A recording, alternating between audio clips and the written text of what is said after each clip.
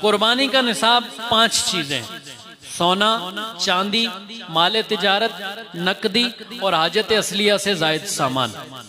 यही फितराने का निसाब है। जो 4 चीजें मैंने जिक्र की, इनमें से कुछ भी नहीं है, सिर्फ सोना है तो 7.5 तोले होगा तो उस पर कुर्बानी वाजिब है। अगर सिर्फ चांदी है तो 52.5 तोले चांदी होगी तो उस पर कुर्बानी वाजिब है।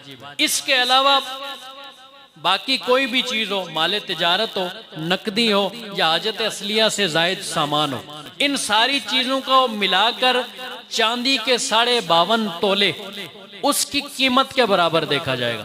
तकरीबन आज कल की तारीख में 52.5 तोले चांदी की कीमत 1,47,000 के करीब है। यानी आसान आप समझ लीजिए कि जिस शख्स के पास सोना, चांदी, माल तिजारत, रुपया, पैसा और हाजत असलिया से जायद सामान